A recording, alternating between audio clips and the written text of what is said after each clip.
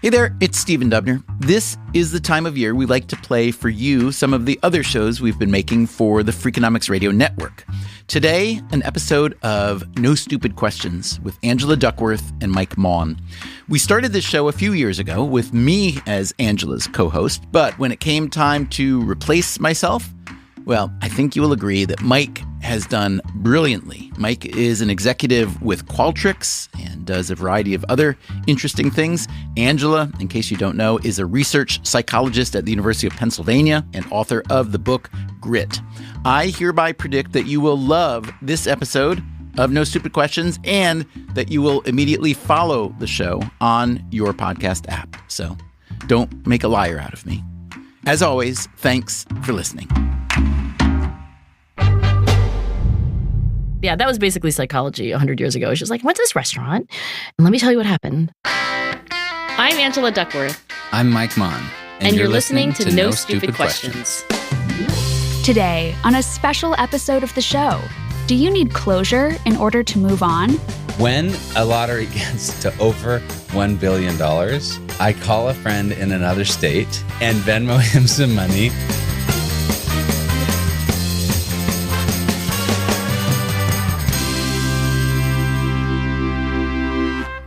Mike, we have an email from Shreya Bhargava, and it is something I have long wanted to talk about. Let's go.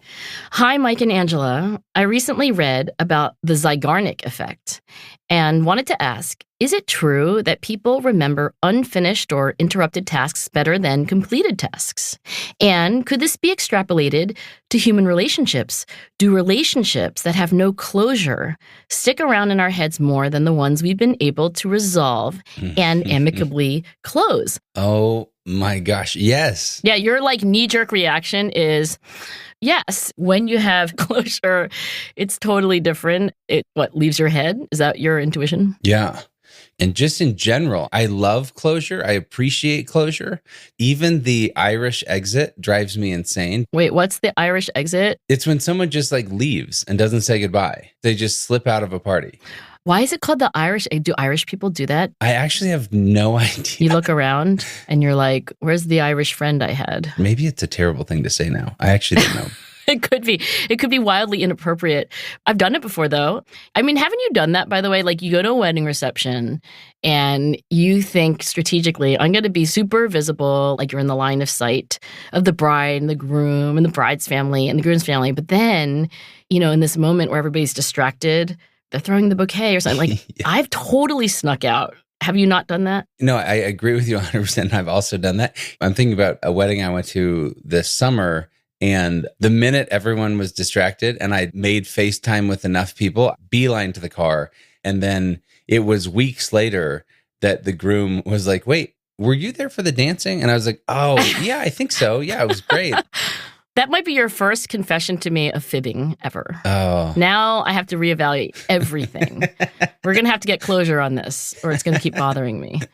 But until then, I might be thinking about it. And that is actually the Zeigarnik effect, right? So, this email from Shreya asks, is the Zeigarnik effect real? And I guess I should tell you what it is. I don't know that you've heard about it. But I have not. So the Zeigarnik effect is attributed to Bluma Zeigarnik. She was a psychologist and she was a student nearly a century ago. She studied with Kurt Lewin. He was a great psychologist himself. Zeigarnik says that she was in a restaurant and she observed that the waiter could keep in their head just a ridiculous number of orders and drinks and who's getting what and have they been served. So she's just marveling at this. And she's like, how is it that you can keep all these things in your head? But then she's even more astonished because, and this is a little bit like myth now, she did write about it, but I think it's been maybe embroidered as myths are. We mythologize all things that are cool. We do. So maybe this is a bit of a screen-written ending. But after the waiter waiter serves everyone's food and serves it correctly.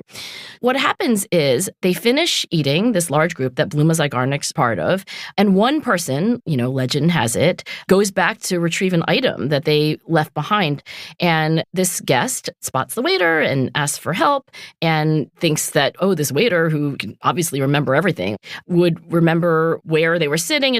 And the waiter looks at this dinner guest and seemingly has no idea who they even are, much less where they sat and whether they had left something behind. Mm-hmm. And so the waiter had kind of like erased the hard drive of memory once the task was finished. So the Zeigarnik effect refers to keeping in our minds unfinished tasks.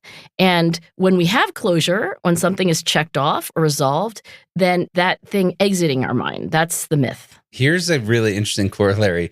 And this is maybe why I believe it, because I went to school. Tell me if I'm way off on this. I mean, how often did you cram before a test? You have all this information in your head, or maybe not even cramming, but you study, you get ready, and then you take the test, and then it's all gone. I have the closure of having finished the class or taken the test, and it just flows into the ether. I had not thought about that, Mike, but I think that would be an excellent demonstration of the Zeigarnik effect. For me, what is salient is being a professor. Mm-hmm. Sometimes I will put up a slide in my class, and it will be like verbatim, the main point of the last class, sort of like a goal is defined as blank, right? And I think to myself, well, class was only a week ago. I spent 3 hours in every possible way demonstrating these definitions. My students love me. They love this class. They have readings to do on this subject. And I am sometimes astonished at the sub 100% accuracy of these easy, to me, questions. Right. But one could argue that if you are just like, oh, great, that class is over, or I've taken that quiz, like I don't need to know that anymore. Mm-hmm. I mean, the Zeigarnik effect is narrowly speaking about unfinished tasks, but you could also just say like, someone tells you a passcode or a phone number and you're like mentally rehearsing it in your head, 724, 724, yes. 724, 724, and then you like type in 724 and then you have no idea afterwards. And sometimes I can't even hold on long enough until I need to. I know. But okay, so Bluma Zeigarnik lived a century ago, and she had these observations, but let's just say that Bluma Zeigarnik was not running a lot of randomized controlled experiments. She was going to restaurants. Yeah, that was basically psychology 100 years ago. She was like, I went to this restaurant, and let me tell you what happened.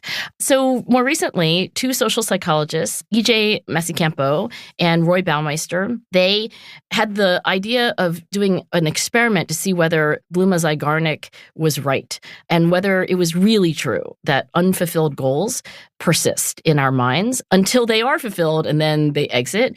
I'll just give you an example of one of the studies they did to show that there really is a Zeigarnik effect. They said, the thing is that when you're doing something and you have to keep it in your head, like 724, 724, 724, it's like an unfinished task, right. It eats up cognitive bandwidth. And it gives you, by the way, an idea of why the brain doesn't actually remember 724 after it doesn't need to, because you want that cognitive bandwidth to do something else. We only keep in our minds active what we need to. And so they just ran these clever experiments where, for example, they gave people something to read that they needed to focus on, like a passage from a novel. Right. And if you had a task assigned to you that you had not yet completed, that you knew you were going to have to do afterwards, you were more likely to mind wander and to understand less of what you're reading. I mean, the analogy would be if I go to a meeting and I know that there was this one thing that I wanted to email before I went to the meeting, but I ran out of time. What they found in this experiment is that you're a little distracted the whole time you're doing this intermediary task by the task that you have not yet finished, but you know you have to. But is that not everything in life? I mean, how often do you finish everything that you need to do? Yeah. I mean, I keep a pad of paper by my bed. And as I'm going to bed, the lights are off. I've already fallen asleep and I wake back up and it's like, oh my gosh, didn't do this. Close my eyes, wake back up, didn't do this. Okay, so you write things down on the pad before you go to sleep? Right. So then in the morning, I'll remember to do them. But when have you gone to a meeting in wait. just... I want to go back to the pad. Yeah, okay. I think that's doing two things. One is when we write things down, it's just externalizing memory. Yes, So you're not going to forget the 5 things that you were supposed to do, that you didn't do, that you need to do in the morning. Great. But the other thing is you're keeping those things out of the buffer of your head. So you're allowing yourself, for example, I assume, to like just go to sleep and not be 724. And that's what Messi Campo and Baumeister found. In a way, it's like the antidote to this kind of preoccupation we have with unfinished tasks. Because you're right, Mike, this happens all the time. But also, all the time, we make plans. And what they found in these experiments is that if the volunteer in the experiment who was being subject to the Zeigarnik effect, if they had an opportunity to write about a thing that they were supposed to do, basically write down a plan, then they didn't suffer from the Zeigarnik effect. So the idea that you have of keeping that pad of paper and a pen at your bedside, and I keep, as you know, like this $1 notebook, those cheap composition notebooks. Right. I have this system where on the right side of those pages, I take my notes. They're always dated. I can go back to my lab notebooks from my very first year of graduate school because I have them all. But on the left side of these pages, which are often blank, if I'm in a meeting or doing something, I'm in a main task, but in my head, you ever have those little thought bubbles and you're like, oh, I forgot to buy milk, right? Like, oh, I have to email that person. I have maybe 4,000 of them a day, and it's very distracting. So I have all these plans, and as soon as I write them down, they're out of my head. I don't have to remember 724, because the next time I open my notebook, it's just there for you.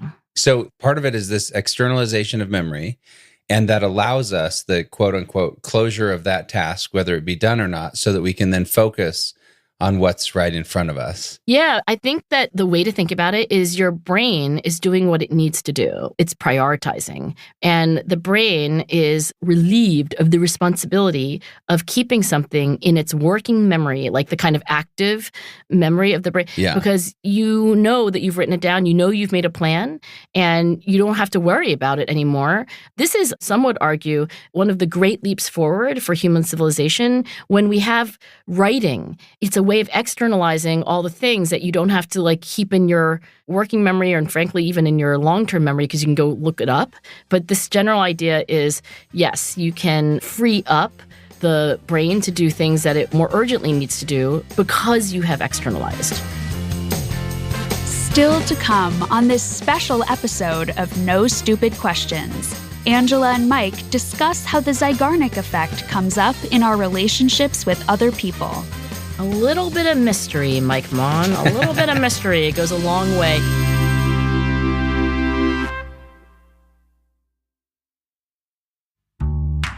Now, back to Angela Duckworth and Mike Maughan's conversation about closure and the Zeigarnik effect on No Stupid Questions.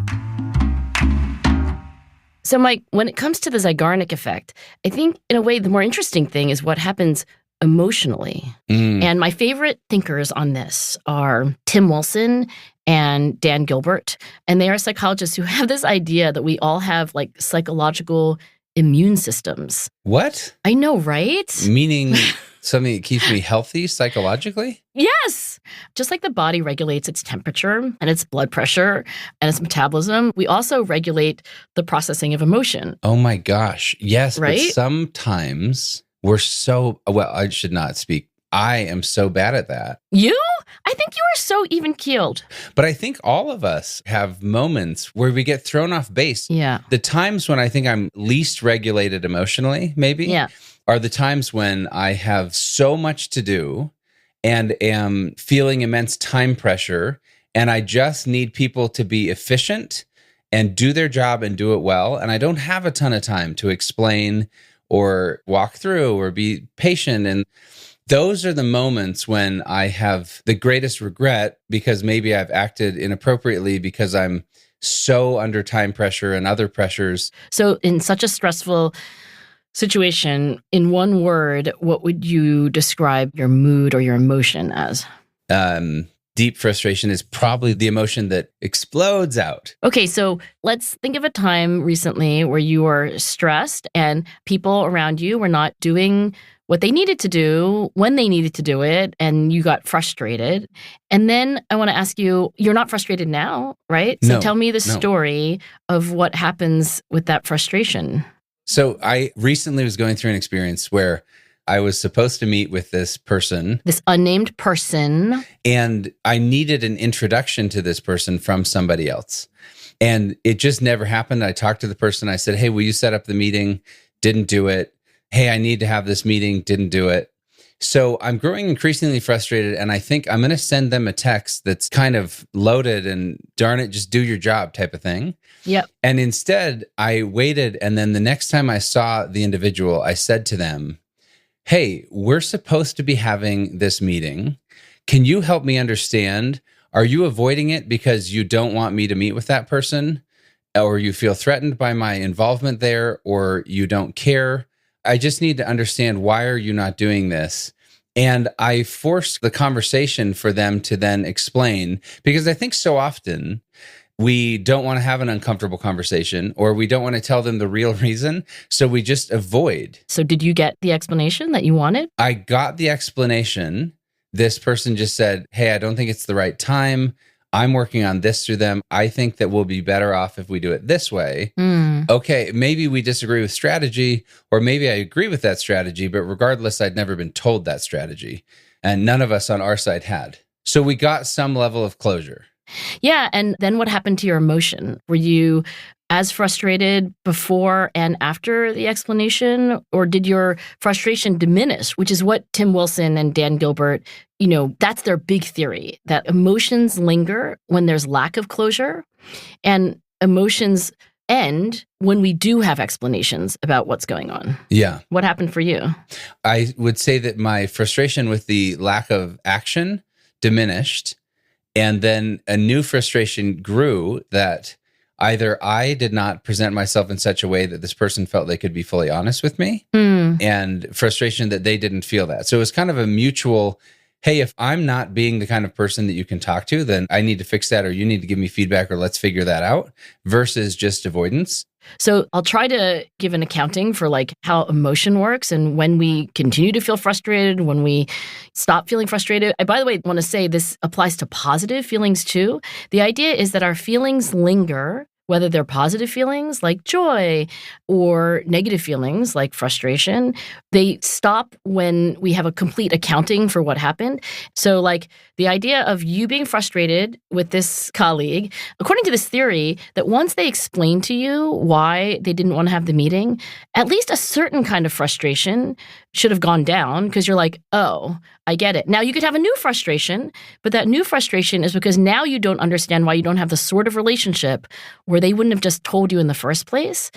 And when you get closure on that, the prediction is that you'll, again, feel a diminishing of that frustration. So our emotions go up and down with closure or lack thereof. That makes perfect sense to me in negative emotions. This doesn't make sense to you for positive emotions. For positive emotion, I mean, do I want closure on joy? I feel like I want that to keep going. And yes. It's oh, that was so beautiful. And now I have closure and I no longer feel joy. That seems terrible. Yeah. So let me tell you about one of their studies where they asked college students to read text messages from other students. Okay. In this case, they were students from the opposite sex who had evaluated them positively. Now, if you were uncertain about which student had actually written the message, then your positive mood lingers longer than when you do know. This reminds me, in high school, we used to have this Valentine's Day fundraiser every year, and you could send carnations to someone, right? Yes. Okay. I was going to say that's what we did too. It's always carnations. It's always carnations because it's so cheap. Dime a dozen. Yeah. Exactly. Maybe literally. So, you could, of course, sign the note, or you could choose not to. Or you could put an admirer or whatever. Exactly. Why is it so intriguing to have a secret admirer? It's because, you have lack of closure, and, explanations bring an end to emotion. And I think you're right, Mike. You might not want that. So no, that makes sense. When you phrase it that way, I get it. I also think, and maybe this is not at all the same thing, but part of playing the lottery they always say is not actually about winning the lottery because the chances are so small. Yeah. But it's when you buy the ticket, there's this anticipatory effect where you think about all the fun things you could do. Yeah. And it brings so much joy just thinking about like, oh, this would be amazing. And then it doesn't happen, but nobody ever actually expects it to happen anyway. And that whole time when there's lack of closure, you get to marinate in your low probability fantasies about what you're going to do when you win the lottery. Exactly. And it's actually really, really fun. You have never played the lottery, Mike Maughan, have you? I live in Utah. It's actually illegal here, but Wait, what? You can't buy lottery tickets in Utah. You don't have a lottery in Utah? We do not, no. Can I just say that I need to move to Utah? Because lotteries, okay, this is a totally different topic, but I think lotteries exploit the general human inability to understand low probability phenomena. They're kind of evil, TBH. I actually agree. And obviously all the data shows what you're saying is that they're almost a regressive tax. So all of the moral arguments that I agree with are why lotteries are bad. So now I'm going to confess something that you're going to hate. When a lottery gets to over $1 billion, Yeah. I call a friend in another state. No. And Venmo him some money. You do not. Seriously? Only because I feel like I've been caught right now. Holy and I'm confessing. schmoly. But only because I just think it's fun It's so to darn fun. have the like opportunity to just fantasize for a little bit about everything. I know I'm not going to win. Yeah. But it's almost like paying the $10 to go see a movie. I pay $10 to spend 3 days thinking about what I would do with the lottery winnings. And that's really fun. And then I get closure that clearly it didn't work. Yeah. As you're saying, the positive emotion goes away, but it was a really fun 3 days and I'm okay with that. And you don't totally know you're not going to win. Well, but I'm pretty sure. Pretty sure, right? Yeah. You're no quantitative idiot, but you also know that the probability isn't zero. So I think relatedly, one of my favorite studies that Tim Wilson and Dan Gilbert ever did, they have this study where they approach students, undergraduates who are studying in the library, and they give them an index card. And the index card has a dollar coin attached to it. So it's kind of like cool and unusual. Yeah. Now there's two conditions. In the uncertain condition, the card conveys this vague information about the source and purpose of the money. It's signed by the Smile Society and just says, like, we like to promote random acts of kindness, but it's sort of like, what? I'm in the library. You just handed me a card. That's the uncertain condition. Then there's the certain condition. Students in the library, they get handed an index card. It's got a dollar coin taped to it, except now each of those elements of information are preceded with a very helpful question. Instead of just the Smile Society, which you're like, what? It's preceded with, who are we? The Smile Society. And then instead of just getting, we like to promote random acts of kindness, you get, why do we do this? We like to promote random acts of kindness. And it asks the question for me to maybe anchor me in understanding or... Yeah. Okay, I see that. So that's the clever little experiment. So I'm going to give you a little closure now because you may have guessed what's going to happen. Because I need closure. I'm a person that needs closure. Yes, let me give it to you. So Tim Wilson and Dan Gilbert knew all about the Zeigarnik effect. In fact, that was one of the inspirations for their theory. And the prediction would be that when you do have this closure where you're like, oh, I know why I got this dollar coin and I know who these people are, that the positive emotions would end sooner. And that's exactly what they found. So these students who were studying the library and getting these cards, then they were approached by another experimenter a few minutes later, and they were asked to complete a survey. And those who had received the certain card, meaning the card with the questions that explained everything that was going on, were actually in a less positive mood than those who had received the uncertain card. That's so interesting. So you're exactly right, Mike. You can use this to make your negative emotions go away sooner, and you can use this to make your positive emotions linger if you can find ways to forestall or delay closure. This is so interesting. I mean, there's this Valentine's book that we always read as kids called Somebody Loves You, Mr. Hatch. Is this the Maughan family? Yes, this is the Maughan family. Oh, gosh, I want to be part of this family. I'll mail you this book. It's an awesome book. But there's this older gentleman, lives alone, never had a family, and he gets this big box of chocolates that says somebody loves you. And it talked about how before he ate the same crappy sandwich every day and ate alone at his job at a shoelace factory and had no friends. The shoelace factory. I mean, they portray this as a very sad situation. But the point is, the guy's life completely changes because, quote, somebody loves you. But he doesn't know who, right? Yeah, right. He's like, maybe it was the person I buy the paper from. Maybe it was someone at work. Maybe it was the neighbors. And he becomes so involved in his community and he starts making brownies and inviting people over and all this. And then the postman comes back and says, Mr. Hatch, I'm in a lot of trouble. I delivered this to the wrong house. Wait, and then what happens? Gotta read the book.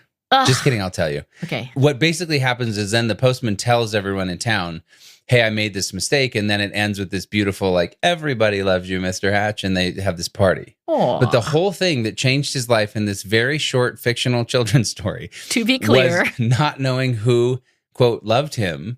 And therefore, he went on this journey to find out, could it be any of these people? And it opened up a whole new world to him of like, opportunity to build relationships and anticipation of positive things. A little bit of mystery, Mike Maughan. A little bit of mystery. It goes a long way.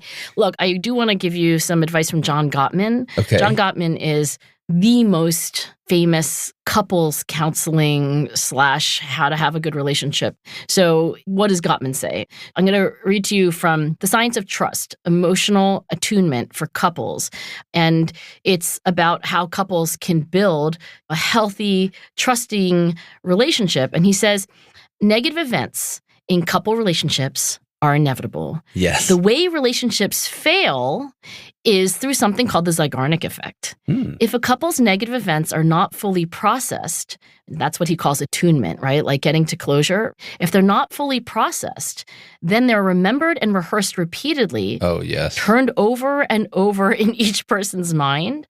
And then he says that you find some way to get a kind of closure by attributing blame to the other person. It kind of spirals. And he says the potential role of the Zeigarnik effect is colossal.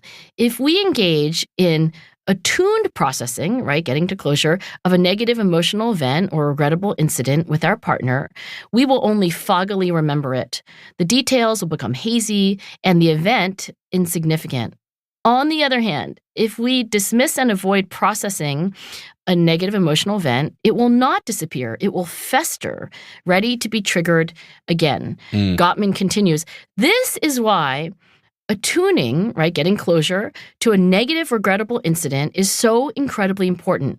Like the Viennese waiters in Zeigarnik's cafe, if partners avoid processing the incident with attunement, the event and its negative emotion will lie inside each partner like an improvised explosive device, an IED, ready to explode if inadvertently stepped on. Let me give you an amen and a hallelujah.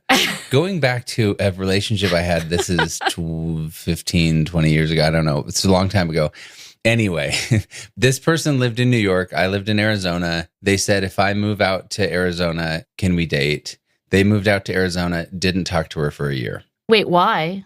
I don't know. I'm just dumb. I don't have a good reason. But the point is that we then did date, and this fight came up over and over a million. Oh, the fight about like what happened. But then you didn't even call me for a year. And then you didn't call me for a year. So like, I don't know how to take Godwin's advice on this because I was like, I don't know what else to say. I was wrong. I'm sorry. You're right. Oh, but it wasn't a sufficient explanation then for this anonymous person. Okay, see, this is what I guess we're getting to. There was never closure. This is not why it didn't work out, but it never ended. We never got closure. And I guess what you're telling me is I am responsible because I never gave sufficient explanation, probably because there wasn't sufficient explanation because I just didn't. I don't know. Maybe either you didn't fully understand or your explanation wasn't a complete enough explanation for that person. When I was in French class in high school, and I'll never forget it, my teacher, Dr. Roland, said, in French, of course, "To comprendre, c'est to pardonner," right? To understand is to forgive. And I never forgot it because it's so true. To understand is to forgive. Not to understand is not to forgive, right? And if anything, I think we can generalize, because this is true for positive emotions too, right?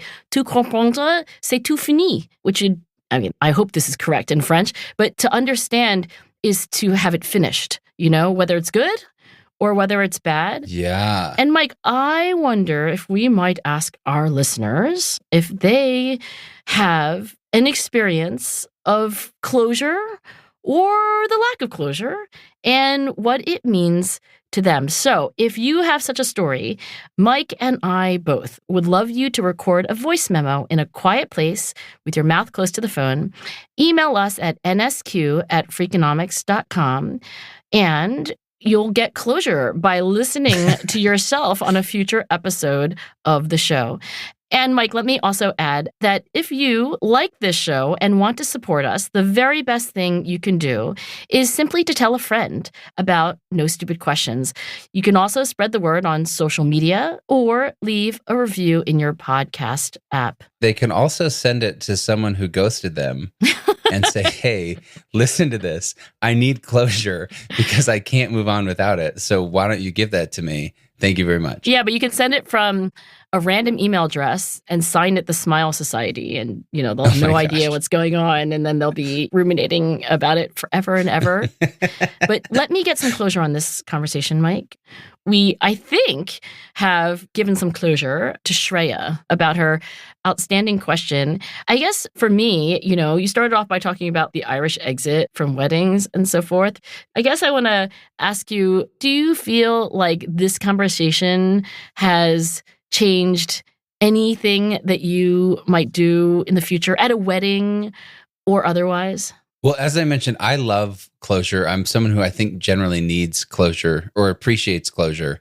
I think on the negative side, it motivates me to be kinder and make sure that my explanations are thorough and that we're, if some closure is needed, that we're there. I think actually the most fun part of this conversation for me, though, is thinking about the joyful effects that can come from also maybe not giving closure on happy things. I think that's a really beautiful thing about random acts of kindness, maybe, or just like the somebody loves you, Mr. Hatch type idea, that there's so much joy that you can create out of this as well. Do you know what my very favorite thing is about this conversation? That you're going to just pause there and end, and then we'll have no closure? I'll tell you next time. No, stop it. No. ... Coming up after the break, a fact check of today's conversation.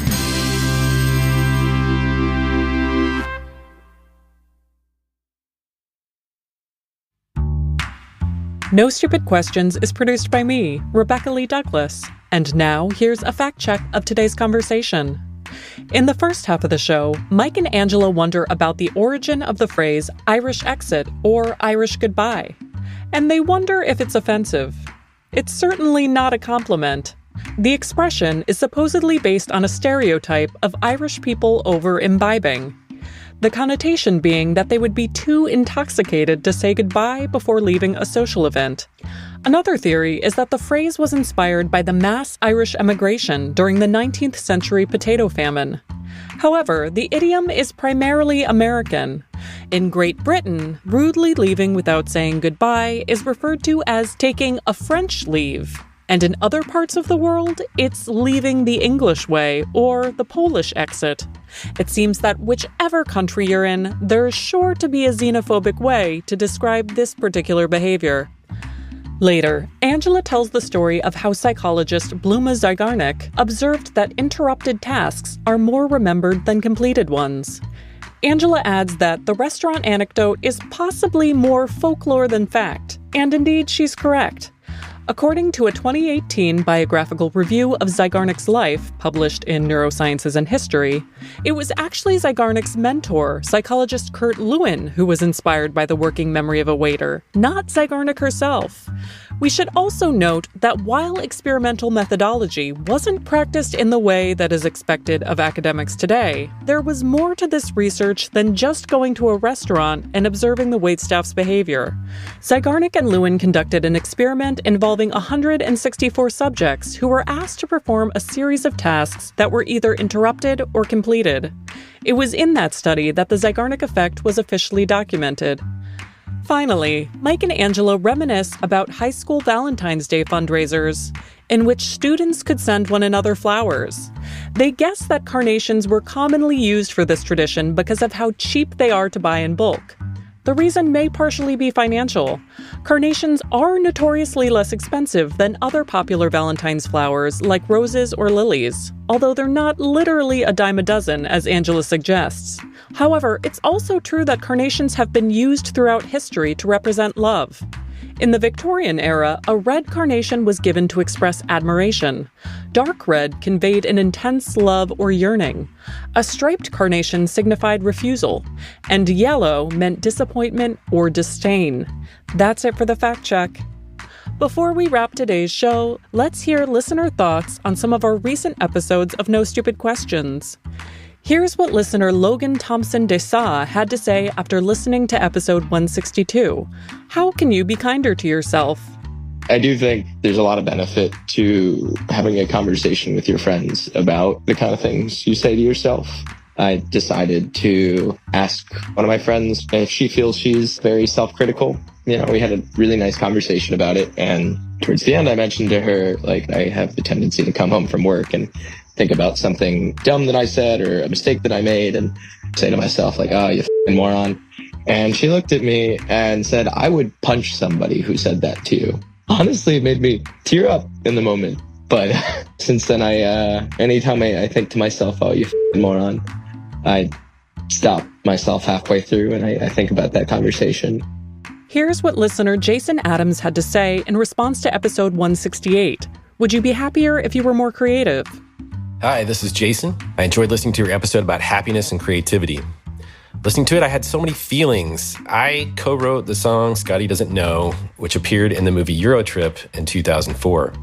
And despite some success, this song has not made my fortune as a musician. I became a freelance software engineer myself to survive. This work can be dry and tedious, and sometimes you just cannot satisfy your creative urge with the work you do to subsist. I can say with some authority that creative work, like other work, has its ups and downs. It's got its own tedium and agony. The great appeal of creative work, on the other hand, I think, is control and escapism. Creation offers the prospect, perhaps illusory, of controlling one's reality. You can take refuge, however briefly, in a world of your own. And here's what listener Judy Bates said after listening to episode 169. Can we disagree better? I wanted to share that the best tool I ever learned in dealing with conflict with others was to start with the phrase, help me understand. That phrase put the other person in the mindset of explaining to me versus fighting with me and helped me to keep my mind more open to opposing viewpoints. This ultimately led to more collaborative relationships with my colleagues and better end results. Hope that helps. Thanks so much to those listeners and to everyone who sent us their stories. And remember, we'd love to hear your thoughts on closure. Send a voice memo to nsq@freakonomics.com.